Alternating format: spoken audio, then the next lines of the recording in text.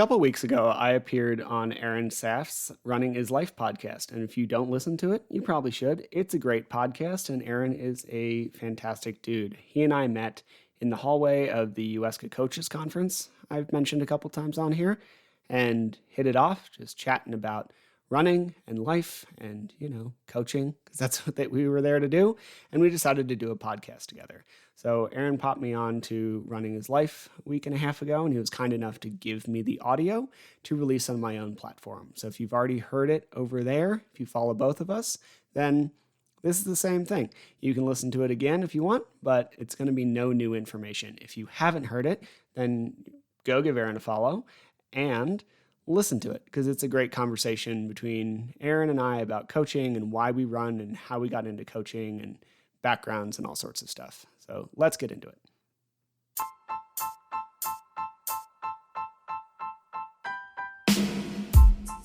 Welcome to the Trail and Ultra Running Training Podcast. My name is Will Franz, and I'm here to help you improve your training so you can have more fun out on the trails.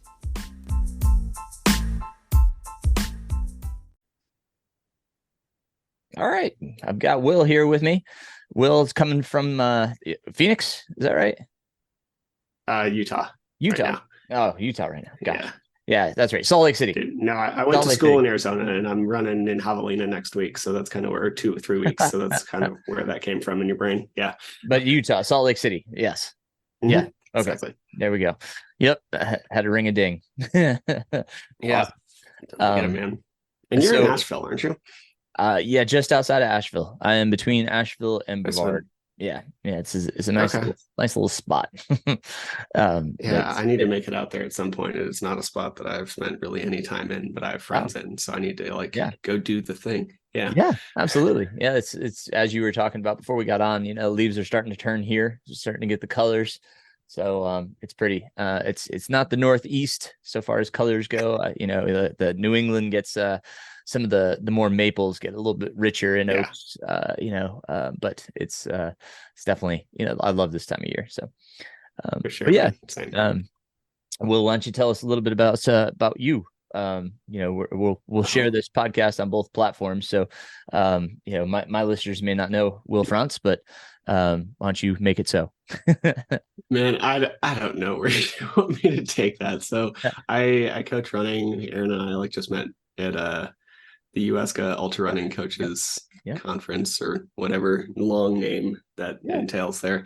And how'd you get people there? Who like to run really far. How'd I get there? I drove there. No, how'd you get to being a coach? Where did that come from? Where did Will all of a sudden be like, hey, I think I want to be a running coach? Where did that stem? That is actually kind of a weird trajectory. So I hated running for a very long time. I played sports since I was a kid, but I was running was always a means to play sports, right? So the track practices and the workouts for wrestling and everything, I was not the fast guy and did not have a great relationship with the running aspect of things. And I held true till probably 3 or 4 years ago. And I don't know. I went to school. I was going to be a lawyer, decided not to do that, taught English in Korea, came back. I worked in the ski industry for a while. And while that was really fun, driving snowcats and making snow flat at night, it was exhausting for a lot of the wrong reasons. And I also, I don't know. I just wanted to do something what I feel is a little more, right? I wanted to help people with their health and fitness, because my dad died when I was 26. So I got really kind of obsessed with the health and fitness stuff of it. Sure. And he had Hep C, so it wasn't a direct causation of that, but it was still a rabbit hole I dove down to in my slightly neurospicy brain. So I ended up deciding to become a personal trainer and a nutrition coach, and worked with general population for a while. And it was nice, but it wasn't really I don't know. I don't like marketing to fat loss, if I'm being honest. And that's most of the population in this country, where you're talking health and fitness. But I grew up as kind of a fat teenager. So me putting more of that language into the sphere of the world, I don't find personally helpful.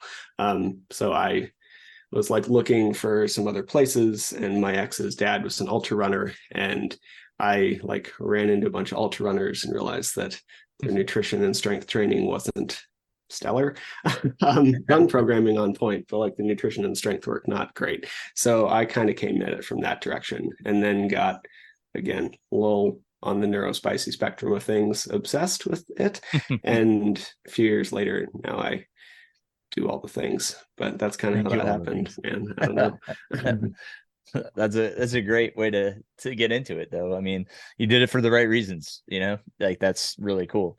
And not because you were just, this person that had been running their entire life and wanted to transition to something like that. It was an honestly good reason to do it. And that's oftentimes, the right reasons make good coaches, because they care. And that's the biggest thing about coaching, right? Is just that you care. You listen, you watch. 100%, dude. Yeah. So, yeah, I mean, I think you're a parent, right? And I feel like it's kind of the same kind of thing. Like they've shown nobody knows how to parent correctly. Like there's just studies all directions, but it's like the biggest thing is, do you care? And if you care, then the children tend to have pretty good outcomes. And I feel kind of the same, but to a lesser, I don't know, priority risk ratio when it comes to coaching. Yeah, absolutely. Well, it's, I mean, coaching is so much more. When I'm around the youth, right? When I'm coaching around the youth, Sure.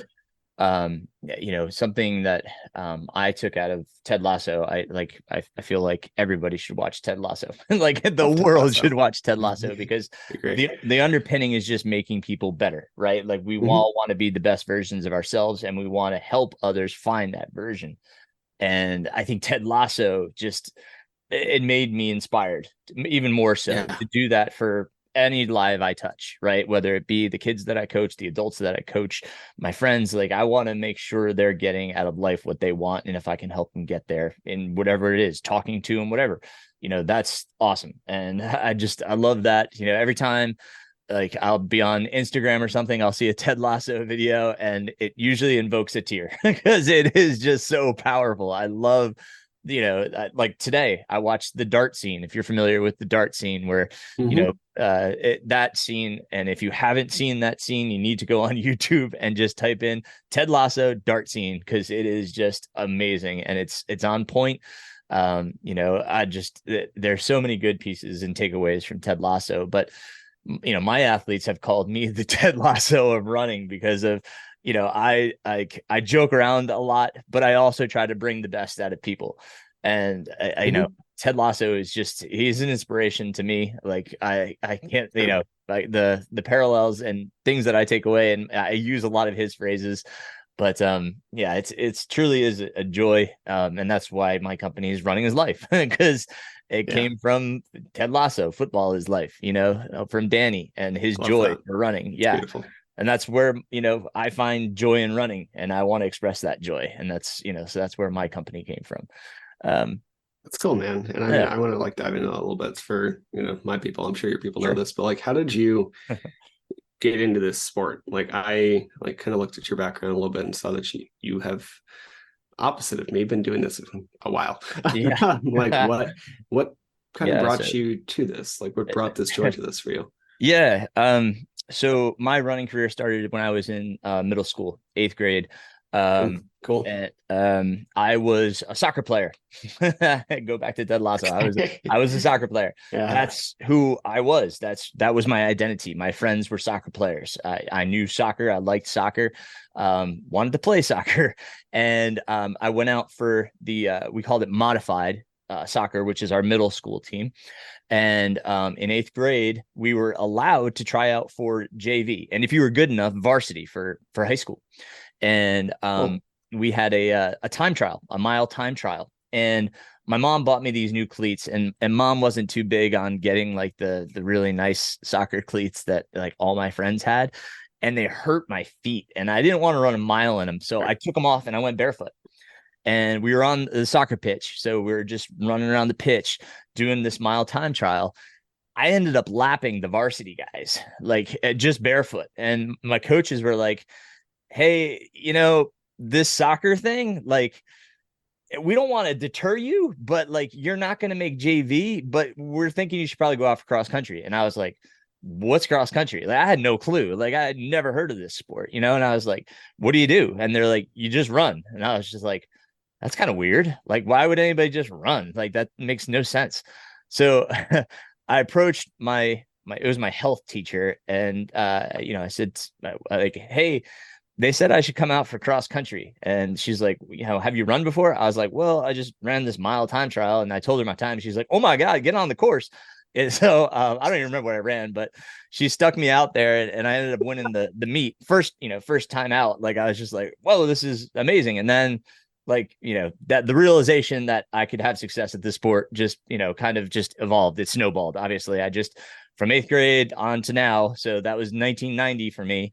To now, I've been a runner through and through. High school, college, post college, and just kind of grown in distance over the time. My first ultra was in 2008. First 100 wasn't until 2016. So, a good span there to kind of build into. And I never thought I'd do 100 miles. I'll be honest. Like I even told my wife, I was like, why would I ever do 100 miles? It was kind of like, why would I ever run? And then this trophy spurred me on. I was like, wow, that's a really cool trophy. I want that. But in order to get this trophy, I had to do 100 miles, which ended up being the Grindstone 100 for those that know that race. I was going to ask, what was the 100? So that was my first 100 miler. It was the Grindstone 100 miler back in 2016. And the trophy was for the Beast series, which is now defunct, unfortunately. But yeah, so I've got the Beast series trophy on my mantle. It's right next to my Grand Slam trophy. So that's awesome, man. Yeah, the trophies really do spur me on for some reason. That extrinsic value. I mean, whatever pushes it forward, man. I'm gonna shut this door real fast because there's a dog losing its mind outside now. Yeah, I mean, whatever pushes you forward, I think is really the key there. Yep. And I do have a question that I noticed, because like you were, I don't whatever you want to call yourself, but like definitely like prodigy to some degree. Like if you're that fast off the gate, like that shows a ton of natural talent, right? And I feel like there's like, we all have that aspect. I have chosen a path that does not play into mine. Mine is picking up very heavy things off the ground. Like if I trained to deadlift, I would probably be very competitive in powerlifting. It's not what I love to do, unfortunately, but whatever.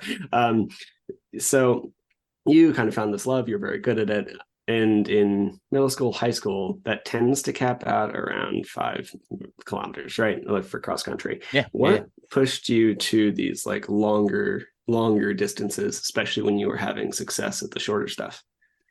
I guess the new challenge, right? Like it's not to say that I mastered anything. There's no mastering anything. It's just kind of that curiosity, right? You've got the angel and the devil on your shoulders, right? And the angel's like, oh, stay nice and short, it's easier, and the devil's like, no, let's go harder. Let's go longer. And it's like, you've got this like conflicting, like, well, like, I'm good at this, but like, let's try this. And to be honest, like I've had some success at 100 milers, but for the most part, they've beaten the snot out of me, and I've not had great success. So it's something that constantly challenges me, right? Like I can make it through a marathon, and I could probably run a decent time at a marathon, but like you put me up at 100 miles, I don't know what's going to happen, and that's kind of the cool thing is the question mark right before the start. You're just like, what's going to happen? Like let's roll the dice and see what happens. So I like that aspect of it, is just not knowing, because there's so many variables and there's so many uncontrollables, and it's just constantly problem solving, and that's something that the Grand Slam really showed me, is because really, I mean, I would say, at least 50 to 65% of the 4 races that I did not go to plan. Like there was something that was totally off. Western States and Wasatch for sure. Those were probably 2 of the toughest races of my life to make it to the finish line. And, that's what, really spurs me on. That's what gets me going, right? Like that's what I'm eager to get to that place and just be like, oh crap, like I am in trouble. Like, what do I do? And so, Short pause. What is the Grand Slam for those of us who aren't quite okay. sure? Yeah. And then I would love to hear about like what went wrong and Okay. like how you fixed it and stuff like Sure. that. So the Grand Slam is the five oldest 100 milers that still exist. Okay, so we start in the beginning of the summer in June with Old Dominion, which is in Virginia, and then it's Western States in California, and then third race is Vermont 100. Which was canceled this year, and we had to find a replacement race due to the flooding in Vermont. The fourth race is Leadville, and the fifth race, which you have to do, is the Wasatch 100 by you in Salt Lake City. You can choose four of those, but again, the one you have to end with is Wasatch. You have to complete that. So you pick three of the others to complete, and if you've completed those three, on to Wasatch. So that's the Grand Slam. You have to do them in the course of the summer, right? It's all done in 1 year. You have to sign up for it. You have to actually register for the Grand Slam. And then at Wasatch, they hand you your trophy inscribed with all the races that you did, which is really cool. Cool. So yeah, they have an So I know inscribed a lot of thing. those races have like raffles and entries and stuff. Like, Yeah. do you, by applying for the Grand Slam, do you get to circumvent some of that, or do you have to No. be exceptionally lucky?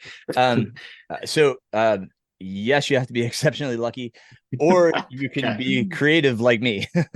I put in for the raffle for Western States. Okay. I bought an entry to Western States, we'll say, is around 400 and we'll say $10. So I purchased $410 worth of raffle tickets, and I was one of 5 selected for the raffle. So I knew a year in advance, because they draw that at the pre-race meeting. I knew a year in advance that I was going to run Western States. And I was fortunate enough. So I said, well, this is my opportunity for the slam, and I have enough time to prepare.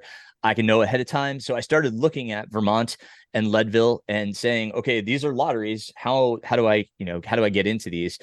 And then I found out they have fundraising opportunities. So a big piece of my why and who I am is I like to give back, and that's really gives me a drive to do these things.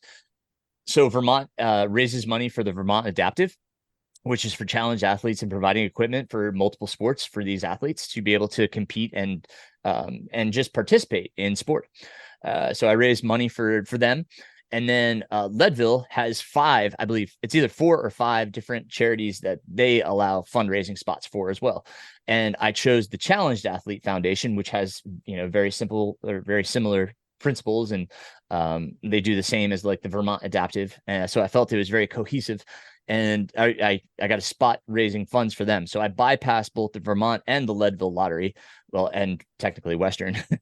And then for Wasatch, if you don't get in, which in my case, I did not get in the lottery, they allow a provisional spot based on the fact that you finish 3 of the other Grand Slam events. So if you finish 3 of the others, you are automatically put onto the start list for Wasatch. I was the only person out of 17 that did not get into the Wasatch lottery. I was the only person on that provisional list waiting to get in. So when I finished Leadville, I contacted them and they sent me the registration, paid my fee, and in I went. So yeah. Awesome, man. That's really cool. I love that you're doing some of that for like charity and fundraising as well, because like I think that's an underappreciated avenue to get into races. I mean, it's for a good cause. You get to run. I've heard people complain about some of it sometimes, and I just couldn't disagree more. Very honestly, I love that you're doing that. I think that's really cool. Thank you. Yeah, it afforded me an opportunity, and based on like what I found out, what was wonderful about both organizations is they actually showed us the lives we were affecting. When That's I was, awesome. they gave me a welcome packet, and when I got to Leadville, and with it was a note card, a postcard of Olivia, who I helped, or who my money's helped purchase a racing wheelchair. And then they gave me a bracelet that she made with Olivia on it, and that was on my wrist the whole time of Leadville. So it's like I said, it was great raising the money and actually getting to meet some of the athletes, because they actually competed at Leadville as well. Some of the athletes that are part of that foundation, which is really cool. So it was, definitely a wonderful experience, being able to give back and being able to race. So I enjoyed that. Absolutely. That's incredible. I love that. um, Anyway, and so Grand Slam and yep. what Um, that's how oh you yeah. get in. That makes sense. So Yep. cool. Yeah. And then you asked what went wrong and how did I problem solve? Yes, please.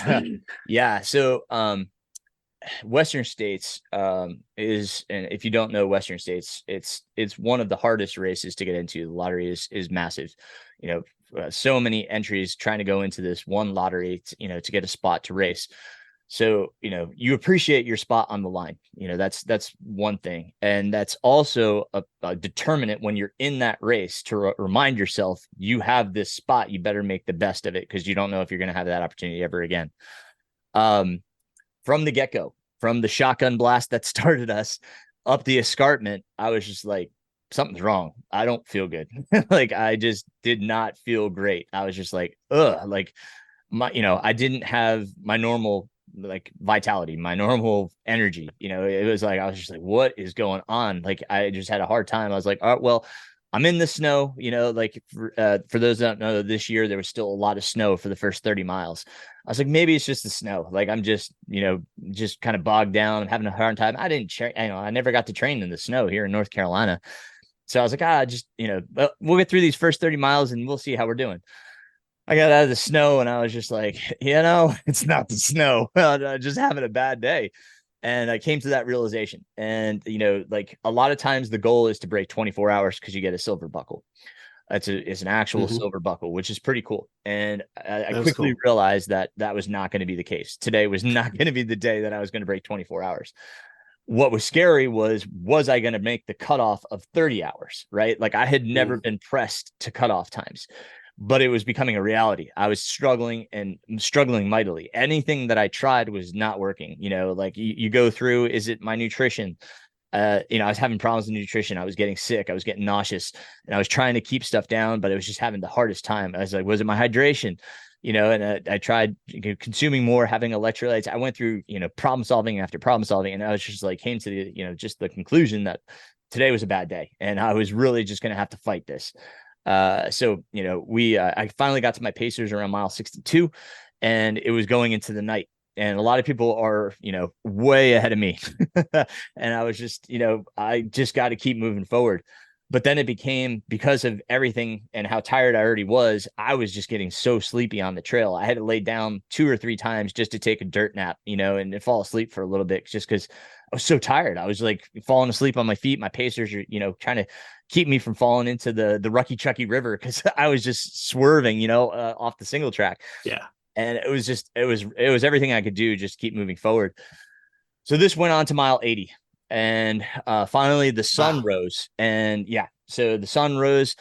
This is 24 hours after the start, and I finally, my body was like, oh, we remember what you're trying to do. Let's go run. And so the last 20 miles I just ran, and I was back to normal Aaron. And running, and it was just like a switch in my body just clicked at that sunrise. I got a little bit of more food in me, and things were just rolling, and I ran the last 20 miles. I felt great. I can't tell you what it was, why. It's just something was off for 24 hours, and then I was able to finish it. And Wasatch, I got really sick the day before. I knew I was getting sick, and it Yeah. manifested the day of Wasatch, and my throat was like on fire. I lost my voice. I could barely talk to my pacers. They would ask me a question, and I was so hoarse. I'd be like, "Hey, I need water." Like, it's like I was struggling. I ended up having a fever. uh I'm sorry, We Aaron. we This called my sucks. wife. It was rough. It was a rough day. She's a doctor, and Man. she's like, give him some Tylenol and keep hydrated, and we made it. Like, I got through the night. I had to take a few And more naps during the night, but we ended up pulling it off and finishing it. But it was those two races, it definitely tested just about everything I had. I finished an hour and a half before cutoff in Western, and I finished probably another hour and a half before cutoff at Wasatch. So it was, they were fighting. It was definitely, yeah, man. but we made it. So But That's awesome, man. I mean, congrats on thank those, you. and it's a Thank you. big deal. And I'll say, like, especially going into them, feeling like garbage. That's Yeah. I But I don't know. again, I that's take why we do something it. from that sometimes it's just like persistence Mhm. and maybe fighting through it for a Yeah. while as long as you can and seeing Right. if something changes. Like, Well, and then just having yeah. a reason, right? Like what, if Mm, I was hell bent on finishing, and that's what you have to be sometimes, like, and being okay. And this is something that I teach my athletes is being okay if A goal goes out the window, if B goal goes out the window, and you're left with your C, which is just to finish. Some people just aren't okay with just finishing, and that's what you have to talk to yourself about prior to racing, right? Like, am I okay with just getting in under the final cutoff? Like, if you're not, then you're probably going to stop because it's just a grind, right? Like, some people are like, how did you walk the last 50K of UTMB? I really wanted to finish. I didn't go to Chamonix just to, like, not finish UTMB. I went there to finish the race, and that's what it required, was hiking the last 50K. People are yeah. like, I just didn't want to hike it in. That's their choice, but like, ultimately Yeah. you need to decide that beforehand when it comes to it. Like, what's your decision? Because then, if they're like, they stopped and they're kicking themselves, you probably should have kept going, right? But like, if 100%. you're decided, I'm okay with stopping, then when you stop, you also have to be okay with the fact that you stopped. So, Yeah. like, make up your mind ahead of time and be okay with those decisions. So, It's funny. I was just having that conversation with somebody yesterday about a javelina and setting A goals and B goals and whether just finishing was good enough and that kind of stuff. And I don't really, I'm not here to set your goals, right? Like, I'm here to yeah, help guide you through them. Pardon me. But like, it is really useful to know what are your cutoffs prior. Because I yeah, mean, at the end of the day, I mean, we look at, I think it was 2 years ago, Courtney pulled out a hard rock, and it was because like she's feeling hurt and whatever. And I mean, it's Courtney Walter. She could finish, mm, but it wasn't what she wanted, right? right, Like, she wanted to do well or not get hurt, yep, right? yeah, And that's a fine goal. And I mean, it kind of depends on what your actual listing is. yeah, And you need right, to go into the race with that, because there will absolutely be a point where you're like, this sucks. yeah, oh yeah, yeah, Yeah. yeah. And is it that if you're going to be hurt, and it's going to take a lot of recovery time, Yeah. or you're going to be a little hurt and have less recovery time, that should be an easy decision to pull out, right? Like, when we're talking injury. But Yeah, it's you think when it so. just gets tough, right? Like, that's the Hmm. question, right? Like, that's the moment, right, where you have to decide, like, is this important enough to me to continue forward? Do I have the mental capacity Absolutely. to, and you can always hope things are going to get better. Like, what's the saying, like, that I think it was Dr. David Horton, he's like, things don't always get worse, or something to that effect. You hope so. Yeah, exactly. That's the hope, Yeah, right? And it's a lot of times it's the reality, but you have to give yourself that chance. And a lot of people in the moment, they just don't give themselves that chance. But yeah, I think it's very true. And just like, it is going, if you're doing anything for that long, right? I think this is one of the things we often forget with, like, I mean, 50Ks and up, or I mean, hell, marathon and up, like, you're not going to enjoy it the whole time. Like, mm, I have very few activities in my life that I want to do for 3 hours straight to a day straight, right? Like, I don't right. know. Right. Like, I like a lot of things, but usually, like, I'll be here and I'll be programmed to whatever, and like, I'll really enjoy it. And then I'll like go take 3 seconds and be with my dog and then come back. And like, we, Yep. we Yeah. break these things up in our Yeah. day. Right. Whereas like, when you're running a 100 miler, you are going to be running for a day. Yeah. And it's very rare that you do anything with complete joy for a Right. day. Right. And I think it's kind of easy it's important to recognize that there's going to be pieces that you just don't want to keep going. And then Right. if you keep going for a while and that lasts for the entire thing, you're just like, I'm done. That maybe that's the right choice, but to some degree, like, push through it for a half an hour and Yeah. see, And see. because Yeah. it's Or make it really to the next normal aid that you're station, right? Like, it's not going to be there. Yeah. yeah. Absolutely. And having the tools sometimes is, part of the puzzle, right? Like, having the Mhm. mental tools to be able to deal with some of these things. And that's a lot of things that I talk about with my athletes. We we always talk about Addie Bracey's book, The Mental Training for Ultra Running. That's like Oh, I something love that that, book. yeah. So that's something that, like, if my athletes are doing a hard event, a long event, whatever it may be, we go through and make sure that they go through some of those activities and that we talk about those, right? Like, just say, like, hey, on this run today, I want you to think about this, right? Like, on your long run, like, think about this component right here.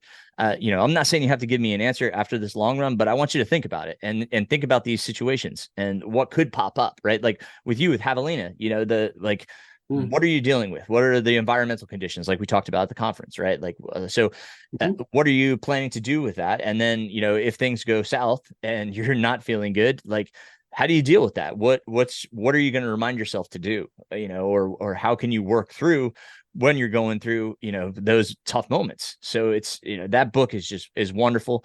Yeah, so much in there. So, it's like I said, people, I always recommend it to anybody I encounter, because I think it's such a great book, and she did a great job with that, just kind of making you think through a lot of the tough times and how you're going to deal with them, and giving you some tools to deal with it as well. So, I honestly forgot all about that. I've been like diving into Justin Ross's stuff recently and like kind mm, of put mm, Eddie's on the back burner. I need to like reread that book. It was really good when I read it, I yeah, think a yeah, year ago. But yeah, yeah, it's a, yeah. Well, it's a yeah, super important piece. his talk was probably one of my favorite. Dr. Justin It Ross. was fantastic. Yeah, Yeah. I was scribbling like feverishly, just like, please continue, go on. Like, it was so fantastic. Yeah. I was talking with like Brian Passetti for coffee the day after, and we were just like, I honestly wish he could have gone on for 3 hours. I do Like too. the I agree. restructure in that. Yeah. Yeah, yeah. Yeah. I think it'd be Like, so important. Coop had just done, I subscribed to his research essentials, and he had just done a thing on the emotional intelligence.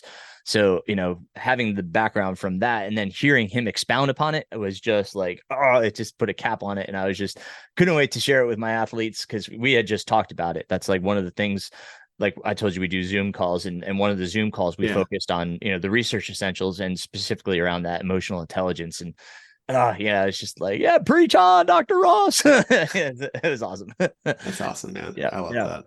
And yeah, that yeah, Zoom call thing is the thing I'm going to start doing. I think that's a really helpful thing because there's yeah. all these things that I want to like. I have like a Discord channel that I kind of throw things into occasionally, but the Zoom call I think is a really smart choice. So yeah, I mean, on that note, I guess like how do you seem to have a really well structured community of your people. Like, how have you built that?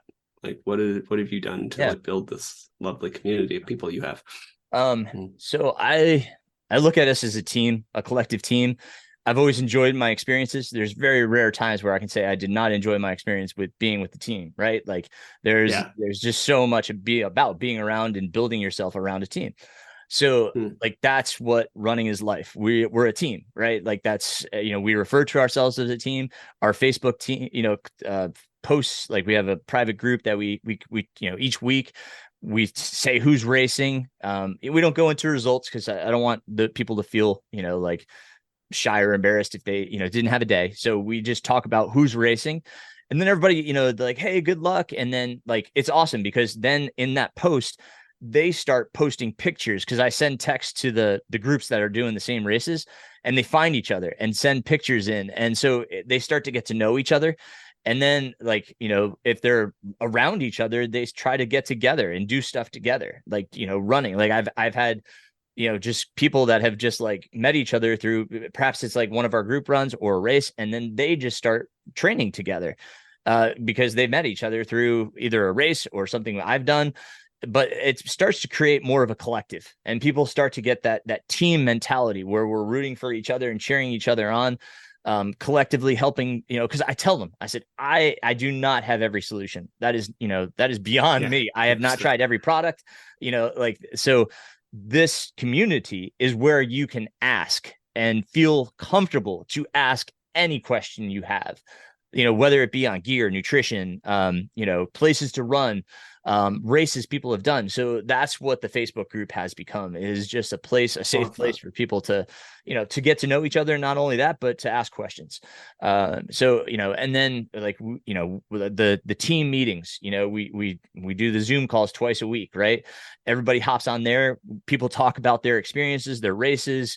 So like they get to see the face, not just the person on Facebook that's making the comment, but they actually get to see the person and connect visually with that person, right? So they get to know them, what they look like. Then they show up at the race and they're like, "Hey, John, how are you?" Now it's a connection, right? So making those connections, it's just providing opportunities to make those connections, and then it just forms the bond. It's like, yeah, I'm the coach, but it's the same thing when I do with my middle schoolers, right? I try to provide opportunities for them to feel more cohesive, to feel more as a team, to give them, that more of that ability, that let them control this. Like, it's not my team. And that's what I tell my high schoolers from the start. This is not my team. This is your team. I want you to build it, the way you envision it. Be a part of it in whichever capacity you want to. Now, not everybody's going to buy into that or be a part of that. And some people, they say, well, I didn't feel like I fit in. And, it's nothing that I did. It's nothing that anybody else did. They're not trying to isolate them. It's just they're not used to having that sort of relationship. And that's okay. Sure. Like, I always tell people, I and my environment may not be the right, kind of fit for you. No, it's absolutely true. Yeah. And so that's kind of the down and dirty of it. Just it makes a ton of sense, man. And yeah, I love that, because like I have really good one-to-one relationships with a lot of athletes and people. I'm very introverted, like deeply introverted, and I'm like working on trying to create a space for those who are less autistic and introverted than me.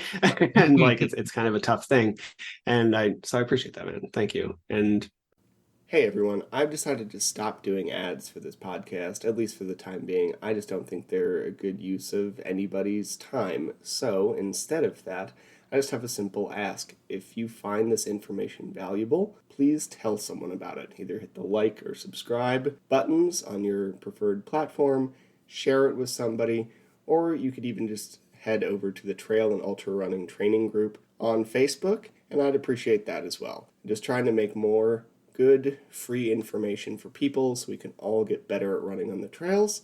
And if we can spread the tribe, that would be great. Thank you, and let's get to the podcast. Part of it, and I couldn't agree more with you on the I'm not for everybody aspect of things. I do love your note for Ted Lasso, and like I've absolutely brought a tear to my eye occasionally. Like you'll know the scene. He's talking like Trent Krum, and he's like, "Yep, Trent, you're a great writer, all this stuff, but I'm a coach," and that scene always like makes me very I don't know, touches me.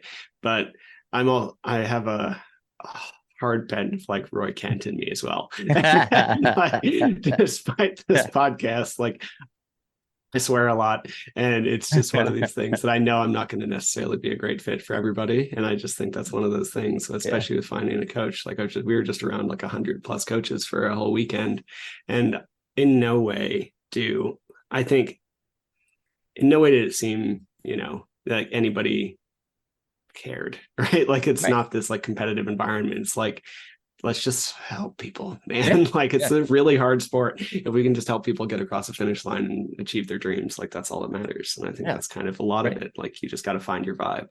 Yeah, totally. Yeah. It's, I mean, I realize sometimes when I listen to other coaches talk that like, I love coaching, but like, me too. Like there's certain times where I'm just like, I need to remove myself from the situation. Like it's like, like it gets a little too much for me sometimes.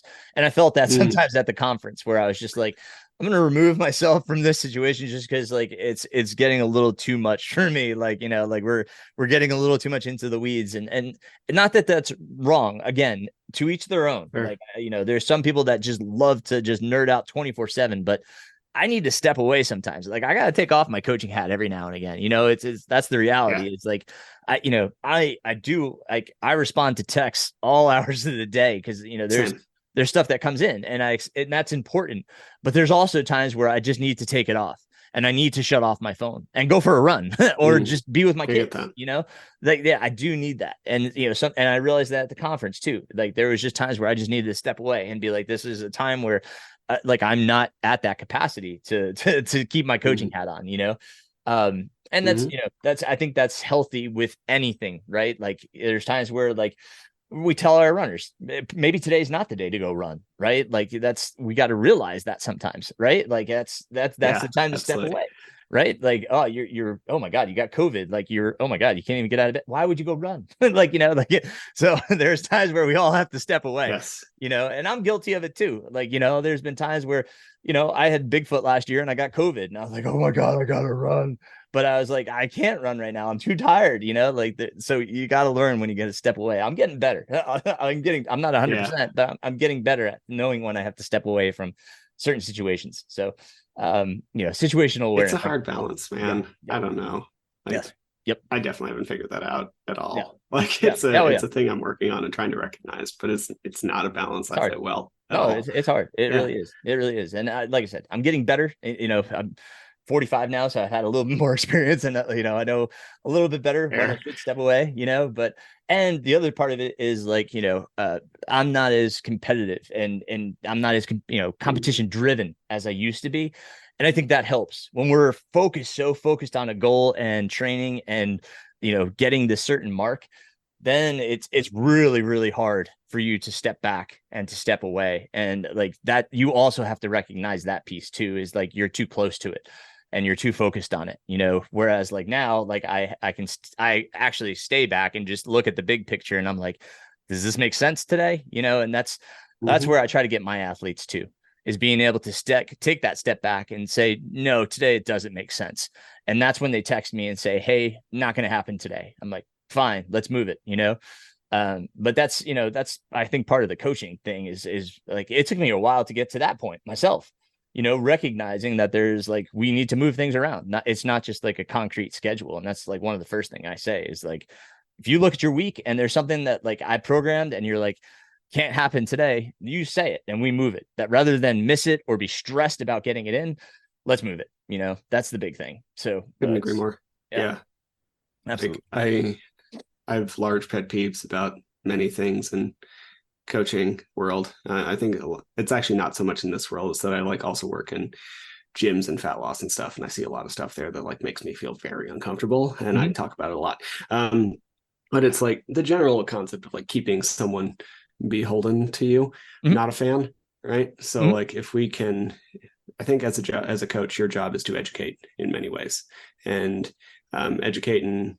I don't think people do not need to know their entire muscle structure like I do. I understand that, nor do they care, right? Like I have a few doctor clients. I know more about muscles than they do at this point, and that's how it should be. This is specialties, right? Like I don't know meds, right? But they should know enough to be like, yeah, so this workout matters, and I can't do it today.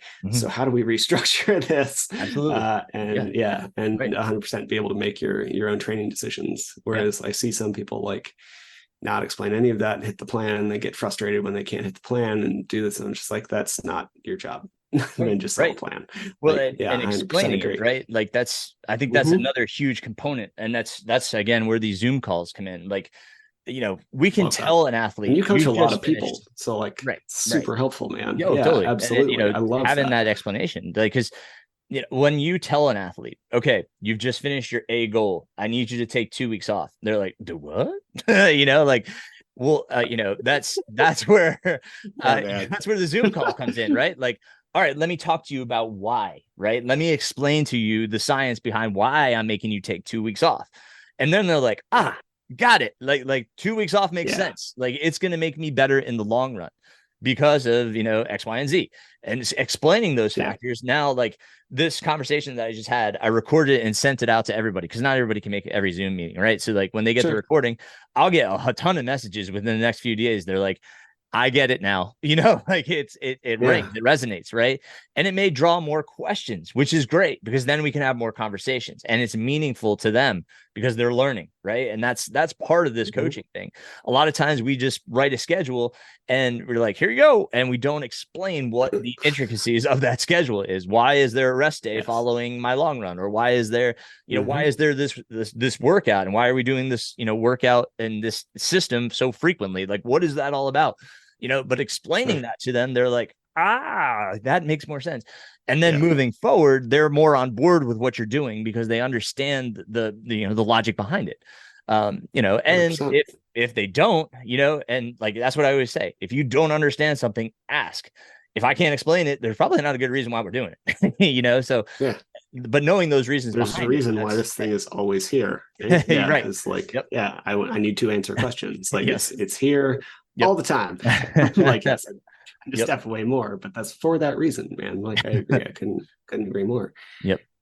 So he just held up his phone for those that are listening to the audio. Yes, we're often listening to things. Yes, my phone is attached to me like a third appendage, which isn't always great, but it's what it's part of it. It is. Yep. Yeah, and so like if we're looking at some of the takeaways from the conference, I guess we talked about that. What were some of your big ones, especially since you've been doing this a lot longer than me? Like, what really hit for you? Yeah, as number one was Dr. Ross. That was my favorite talk of them all. I loved Dr. Tiller. I thought his like pseudoscience talk was awesome. It just kind of re-emphasized it re-emphasized a lot of the things that I try to share with my runners, and saying, hey, listen, let's not waste a ton of money or time on some of these ancillary things that are saying that, you're going to use these to recover, because they're not, enhancing your recovery. They're wasting your time and probably a lot of your money if you're a healthy runner, as they said, right? That was the big thing. If you're a healthy runner, because there is still some uses for those if you're not. But that 100%. But even if you're not, like, couldn't agree more. And it gave me such a chuckle. Like, I laughed through that entire thing because it's just like we've all had these conversations about those. And you're right. Like, if you're healthy, but even if you're not healthy, like, you could probably do better with like some banded strength training than you would with like $1,000 recovery. But it's like, it's just it's not the big rock. Couldn't agree more. Or just run a little bit more, right? Like 100%. There's that too. But I mean, it's that Tiller and Dr. Ross, those were like some of my favorite talks. Like, I loved Stephanie Howe and her talk on nutrition. Also, like, every time someone brings up the menstrual cycle, which we just briefly touched on the end, it's still kind of reignites a spark in me to say that's something I need to be better about, and talking with women about their menstrual cycles, how it affects them, when it affects them, planning accordingly, and that one was a big star on my page, because it's one of those things that, when it's mentioned, I'm like, yes, I need to do that. And then I'll start implementing it, but somehow it starts to fade and I forget about it until it's mentioned again. And I'm like, dang, why did I forget about it again? Like, bring it back. So there needs to be some way in which I become more consistent at that. And that's one of my biggest takeaways is, like, I really need to just kind of be consistent about it and try to figure out a way. I use Training Peaks. I need to figure out a way in Training Peaks to be a little bit more consistent with communicating about that.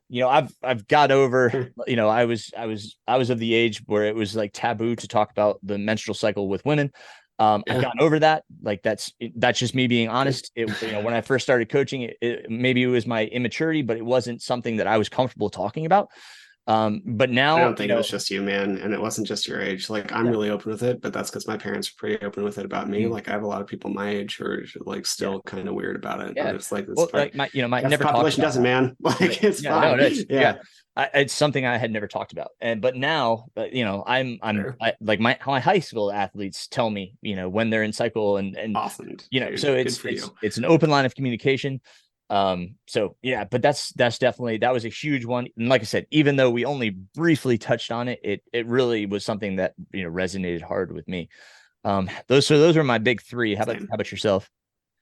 Did you have any others? The last one for sure. And like, I've taken a few women's health classes and whatever, and to like understand cycles, and it has been enlightening. And I I don't dive into it too much because one of the things I have really learned is it's incredibly individual. If we take the general science, it's like, if you take the general science, then programming around the menstrual cycle is actually nuts because it actually like almost belittles the process a little bit.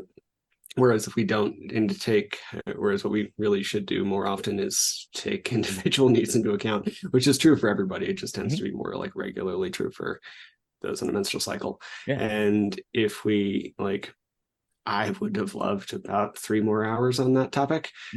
Same with the psych stuff. Yeah. And I think everybody kind of agreed there. And I have talked to a few people who are on the same page, and I have a strong feeling that that's going to be one of the pieces of feedback for it. Because, yeah, and I'm going to actually on my podcast have Faith come on and talk about it as well. Because I think it matters. I know it matters. So. Oh, totally. Yeah. Agreed. Yeah. But that and the psych stuff for sure, I really would have loved more in that because I think, I don't know, the old joke of like it's the running is 90% mental or whatever. I mean, it is true to some degree. Like if we just look at cutoff times for most ultras, like you could walk half of them and finish. It's like an insane activity to be doing. At some point you will not want to keep doing it, and that you need to choose to keep doing it. So the psych aspect I think was really worthwhile and reminded me that I need to dive into that more. And then this is me just being more of a cheerleader than actually beneficial, but I loved Heather's talk because I do think strength training is deeply underappreciated, probably in general from working in a gym, but definitely in the running community. I think the longer we go through sports, so like in the 70s, strength training wasn't appreciated as a valid training metric for football, because they thought it would make you muscle bound and immobile. And then it went to like baseball and then went to whatever, right? So if we look at these like really big, basketball somewhere in the 80s, I believe as well. And if we look at these like big high money sports, like they just keep more and more adding strength training to the required regimen. Like golf now, even like you would think not, but they've actually associated strength with how far your drive is. Like that's Tiger kind of changed that entire game on that front. And if we look at running, I think it's just kind of behind the curve on that front. Like Richard Blagrove wrote that strength training for endurance athlete book forever ago. It was actually pretty good. Like it's actually held up a lot of it. But I just haven't seen it permeate to the general community. And so I think Heather's talk, especially like being first, coming from her with someone who has such like a background in the community, was really, really worthwhile. And I hope it integrates. And on my end, I'm going to start doing a like strength only option in case people want it, because it is that's more my specialty than just running. I understand the running, I understand the run programming, but literally day to day I work in a gym having people pick this stuff up off the ground. So I think strength is an important thing, right? So like I'm really glad that was discussed, especially since I know Coop has had kind of an off and on relationship with it in the 2 series of his books. I think coming around and understanding that there's like a wider discussion to be had was really mature and wonderful. So yeah, totally. Yeah, it's I couldn't agree more. I'm a big proponent of strength training.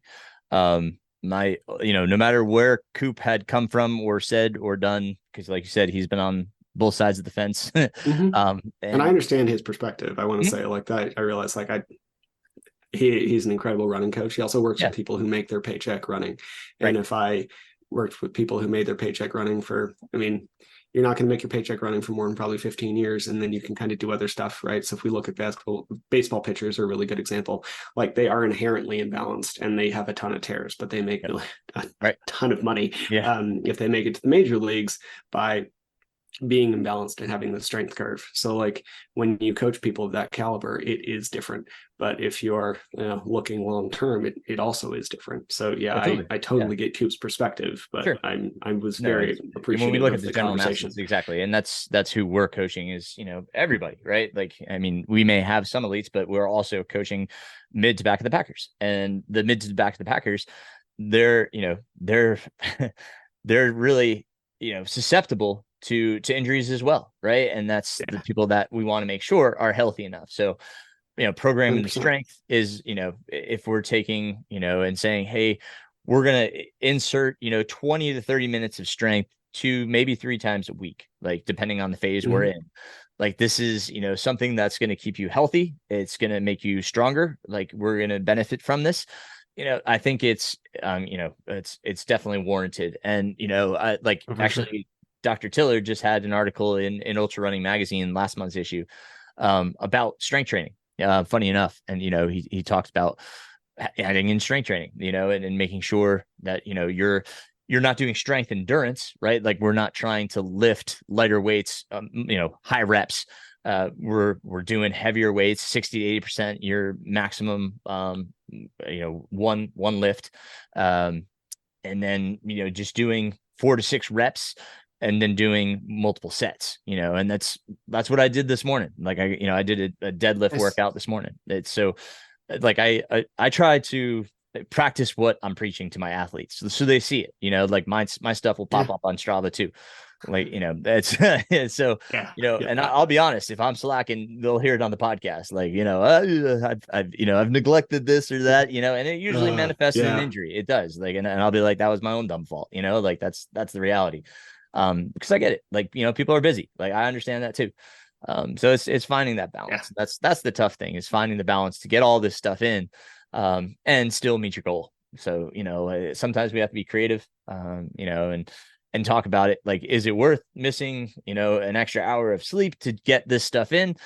Not if you're already getting like 6 hours of sleep. Like, like we got to focus and get some sleep here. I need you to recover. So there is a balance, there is a balance to this. So, but very glad you said that. Yeah. So I end up on that front a lot too, where I don't know. I think everything is to be had this longer conversation. We end up in this short form media topic of where everything needs to be consolidated into like minute sound bites. And I get it. I really do. But also it can't be, period. Right. Like whether we have the nutrition conversation or the strength training conversation, like there's benefits and trade-offs to everything. And like, should you fuel every run? Probably. If it requires, should you fuel everyone with a meal? Probably. If you're running at 5 a.m., should you wake up early to do that? Absolutely not, man. Like right. You're not sleeping enough anyway. Oh, like, yeah, totally. It's a tough balance. And as long as you get on that front, like if you get your calories equalize the rest of the day and get enough protein, like it's probably fine from most data, but it's really hard to do when you're running and you have a cortisol spike and it drops and you're not hungry, right? So like, this is why we have these conversations and try to short track it to a 60-second soundbite. But if we're going to have it, it takes hours. It's just hard. So I like the long form stuff like this, but it's complicated. If it weren't complicated, like you and I wouldn't have a job. It's tough. It's a tough thing. It's a tough balance. Yeah. And then, but having a team too, right? Like that's part of it. Like, I reached out to Meredith Terranova, who's she's a great person for nutrition. Awesome. I like her a lot. Yeah. I've worked with her in the past. And, since COVID, like I picked up an additional 15 to 20 pounds that I just can't seem to knock off, which makes my running a little bit harder, so I just reached out to her and I was like, hey, like, I need your help. Like, I'm obviously doing something wrong. Just, whatever we need to do, I need to talk and I need to get on board with, getting myself back. So knowing who to reach out to is part of this, right? Like with the strength training component, right? Like we got to make sure they're lifting in the right way, right? Like, I mean, like, form is essential, right? Like I can't just prescribe this and be like, it's a woman that's, she's in her 40s. She's never done a deadlift. Like, hey, listen, like I need you to find somebody in your area that can teach you these lifts. You may not have to go for like more than like 3 or 4 sessions, but like, I want to make sure you're doing this properly so you don't get injured. That's part of it too, right? Like we can't just say like, hey, go lift, like, so like we have to be responsible about these type of things. And like they talked about at the conference, like, know your lane, where are you straying? Like, like, and that's, I had somebody ask me about an injury yesterday. And I said, well, listen, like, if it's compensating your form, that's no bueno. Like stop running. And you need to see somebody. But either way, if it's really painful, like that, I would say like, go make sure it's not going to become worse, or it's something that, we don't know and, can get worse. So, having the capacity to know your limitations and know your knowledge, that's a huge piece too, which at first that wasn't like, I didn't even think about like, cause I had been through so many injuries. I'm like, oh, plantar fasciitis. Yeah. Blah, blah, blah. But like now it's like, no, like, like go talk to your PT. Like we need to make sure this is, you're doing the right things. Like, that's not my job. Like, there's people out there that's their job, and that's what, you have to see them for. So, 100%. And like in the depth of your lane too. mm, Like I've kind of built a coaching practice that's very like moderately shallow and pretty wide. It's like I mean, I have certs across everything, but I'm not a PT, right? mm, So like kind of knowing that, but I'm like currently taking a multi-month course on injury rehab work, so that like kind of helps bridge that gap, because I do see that a lot in person where it's like sure. they're done with their PT, they're not covered by insurance anymore, and they can't afford it, but we do this. Like what's the subset there, right? Yeah. So like Right. finding that connection, but also I don't talk to people with hormonal stuff, because even though I know a lot about food and nutrition, and that is actually one of my like deeper lanes, I don't have that. So Yeah. like Right. I Right. would absolutely send you to like Steph, right? Like I'm not Yeah. gonna do that. Yeah. So yeah, 100%. And like just kind of knowing where you sit in that front is really important, so that you Absolutely. don't get someone hurt. Because I love the, I mean, what keeps saying like the biggest thing is do no harm, right? Yeah. That's a big one. Yeah, absolutely. Yeah, it's hard sometimes just to keep your run coach hat on, because there's so many Yeah. facets, and not, because sometimes we're the psychologist, or we're we're the Yeah, strength man. coach. It's like, so like there's so many hats, but again, like knowing the depth of Mhm. how deep is your lane and how deep is your knowledge, like, that's a tough thing for a coach sometimes. It's hard. And Yeah, I'm not for saying sure. there's a clear answer either. No, Like yeah, you get to that's the skirt really that part. line a lot Yeah, and it right. sucks. Yeah, it does.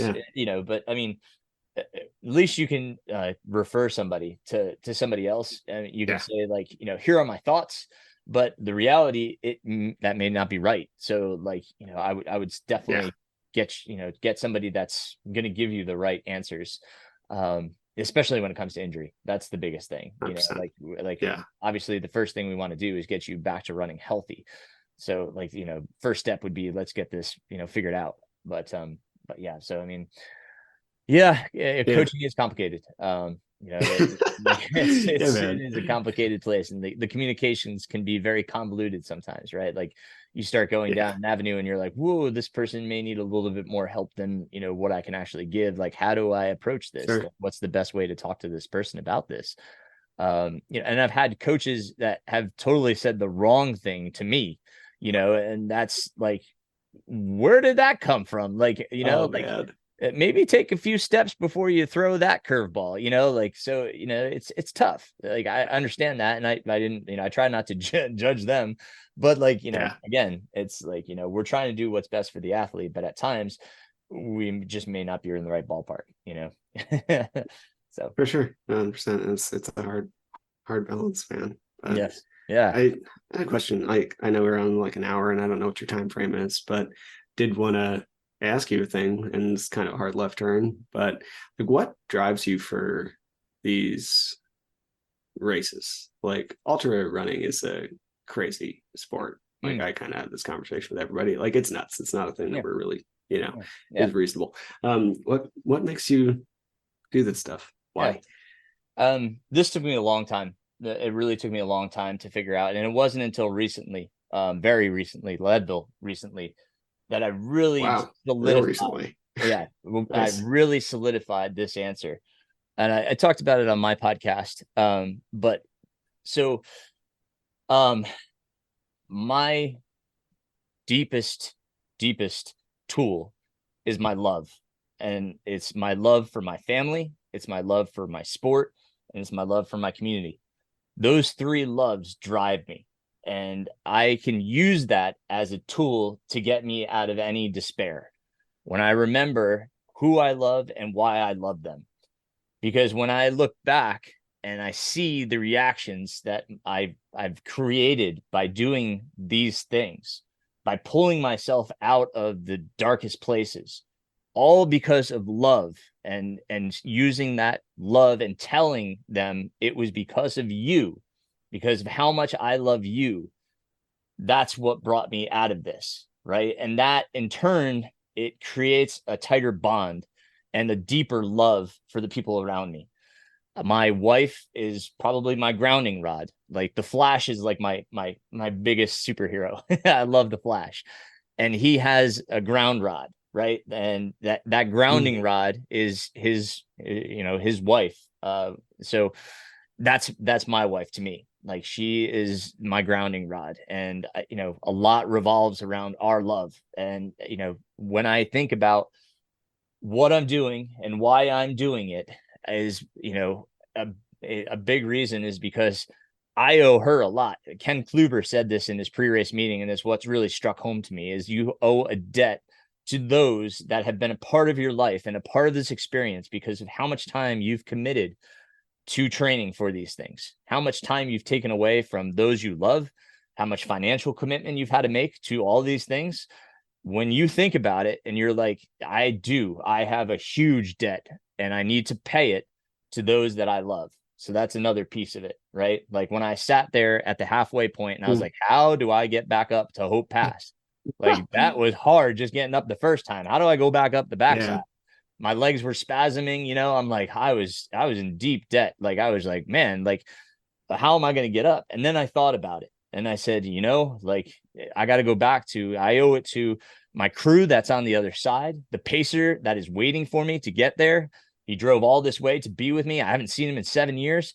I need to get my butt out of this chair. Right. And so that, just that love for my friends, my family, that got me up and I started moving. It wasn't fast, but I started moving.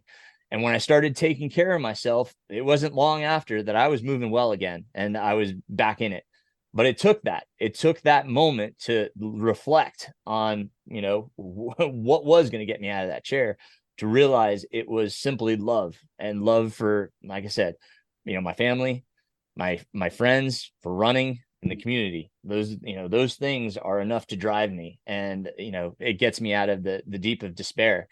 But realizing that's a reason, realizing and gaining and enhancing my love for all those things. That's a huge reason for this. It fills me with so much joy to be able to to have a richer and deeper connection with those people. That's Beautiful answer, man. Thank you. And I love that. You also basically said you like figured that out a couple months ago, right? So like you've been running for over 3 decades. Like what has that always been the driving factor and you just haven't had that? Yeah, Or well, it's like, no, was it something different earlier? Like there were pieces, right? Like I knew there were pieces of this, this greater understanding, right? But they were segmented. I didn't understand the connection.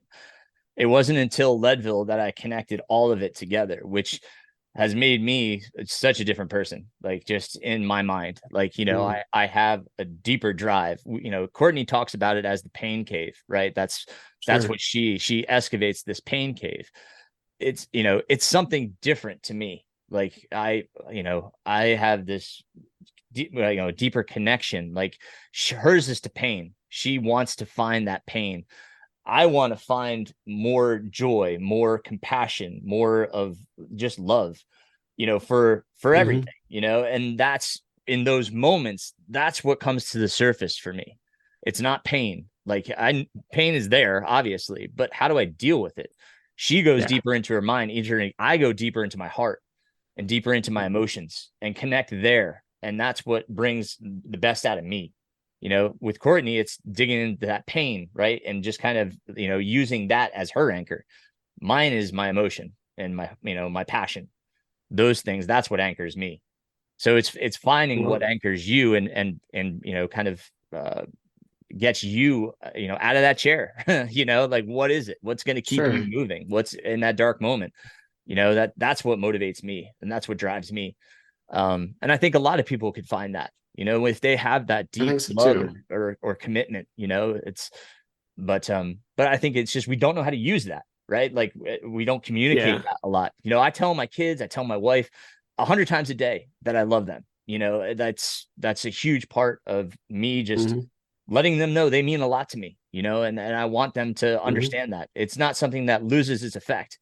My son, 16 years old, goes to school. Love you, Dad. Like, that's who we are, right? Like that's a big great. part of our life. But if you don't say that often, if you don't freely express that, it's hard to get there. It really is. It's tougher to get there. So, like you have to be able to express it, understand it, want to grow with it, like, and be accepting of others, and their love. So that's a tough piece. There's a Yeah. whole nother avenue we could take about that piece and how I got to that. I But mean, yeah, I actually am a little curious about that because I think it's like one of those things that's really hard for people to get to because I think Mm, that's an easy. You clearly have found a thing that's very important, but it seems again it's taking you like 3 decades to yeah. get Oh there. yeah. Yeah. Yeah. Yeah. Like what does some of that narrowing in what does that some of that look like for you? Like how to I think a lot of us are searching for something Yeah. when doing these races. Sure. And I think you might be running towards or running away from something to like take the old phrase, Mm, but in mhm. general, I think Yeah. there's some processing that you're doing when you're training 10 plus hours a week and running for a day at a time. Yeah. Yeah. And what does that journey kind of look like for you and why has it Sure. been such a what did it look like along the way to lead toward Yeah. this like Sure. place of love? It's not something I've never really talked about this. But when I started running in middle school and high school, I was really bullied. Mm, I was beaten, I was picked on. It was tough. It was hard. It was yeah, really that tough. sucks. I faced it and I took it. I didn't know what else to do. I wasn't getting help from teachers or administration at the time in the 90s. It wasn't bullying, wasn't what, it just wasn't addressed. Yeah. So, but in college, I found myself, I found my friends, I found my community. I wasn't running from anything anymore. Like I was running and I was enjoying running and I was enjoying my friends. I was enjoying the college experience. My family was loving, but it wasn't until after college that I learned to forgive. And, I harbored just negative emotions for a long time. And I was upset that, that people treated me that way. But then I Mm, realized that like I don't treat people that way, right? And it goes back to that dart scene in Ted Lasso. They were judging me yeah. for, what they thought I was. They weren't getting to know me, Yeah. right? Like but then in college, they got to know me. People got to know me and liked me for who I was, which Yeah. validated myself and allowed me to become who I am today. I grew, right? I grew in my Mm, emotional states and I loved everyone. I forgave all that, that beat me, that mercifully teased me and yeah. picked on me. I just forgave them because I hope that they could grow to be better people. And that like I didn't want to stagnate. I realized that. I didn't want to stagnate nor let that become who I was, those negative harboring emotions. So I let them go. I let all of those negative emotions go and I said, I forgive them. I never got to talk to them. I never saw these people ever again, but I can hope the best for them. And so moving forward, I was like, well, I don't ever want to treat somebody in any way that would, belittle them or make them think negatively of me or, treat them in a poor way. So I became to have more actions to help serve and be a better part of my community. So after college, that was my commitment. I wanted to develop into somebody that can make a difference in, others' lives in my community. I started doing $5 5Ks and we would every dollar that was donated, we gave back to a local charity, so just doing little things like that and making donations from any race that I put on. I did RDing for a number of times and created a 100 miler, and our 100 miler for the first 3 years I put it on, I didn't ask for a dime. Like I just wanted the 100 miler to grow and become, a staple in our community. So just these little things of trying to give back, and now my kids see that. My kids see, Dad, you volunteer for everything, you do everything for everybody else. What does that show them? It gives them a model to do something. Now they're like finding projects that they can do on their own and volunteer, and they ask, hey, can we help? That's the hugest thing, with being able to see the next generation now taking on the very ideals that I had. So that's what's kind of been formative to me and grown, my compassion for everybody, for whoever it is in the world. I understand. And there's still people that, will treat you poorly based on what, be it the color of your skin, your gender, whatever it may be. like there's still that. I'm not saying that that has ever ended. It's just I choose to try to be and accepting that, you know, that person may have gone through some things that have put them in that situation, and I'm not going to judge them based on that. I'm going to try to you know, tell them, hey, listen, like I realize I'm a white male. I get that. Then, you know, there's a lot of stereotypes that come with being a white male, but I want you to understand, if I can help, I will. Like, you know, no matter what you think of me or my gender or my race, I'm here to help. And I want them to honestly see that. And maybe that will change them.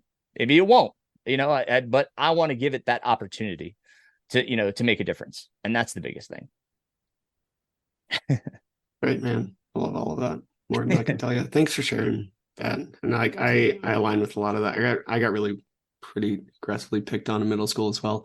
I've always kind of looked like this. So it was not physical. That would have been a poor choice on their part, but like it was very a lot of shit. So yeah, I thank you for sharing that, because I also think it's really hard to forgive in that way. And I can't honestly say I'm necessarily fully there. So I think that's a big thing that it took a while, man. It did. And get there.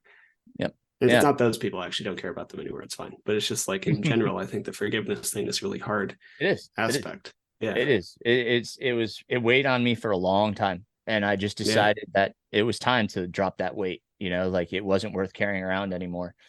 And move forward, right? Like keep moving forward. Like that, like Walt Disney said, keep moving forward. You know, that's another big piece of of running his life. Keep moving forward. Like we need to keep moving forward and doing the best we can for everybody, you know, and that's you know, that's part of my coaching philosophy. It's just part of life. Great.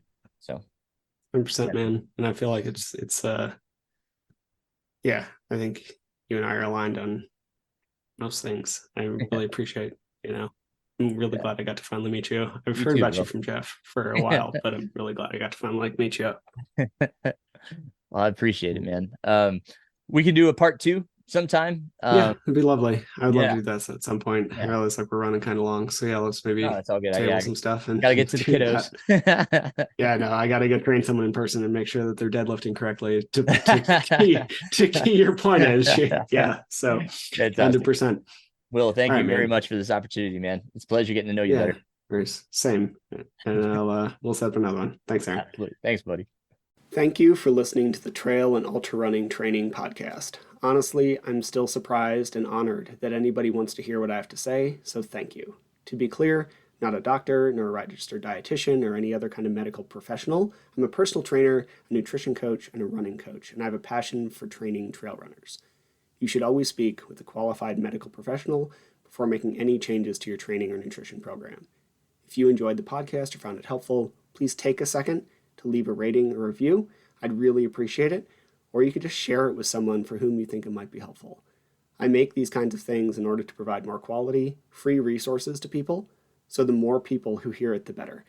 If you want more of this information, please head to the Trail and Ultra Running Training group on Facebook, where we discuss all aspects of training so you can have more fun doing the sport that you love. Thank you again for listening.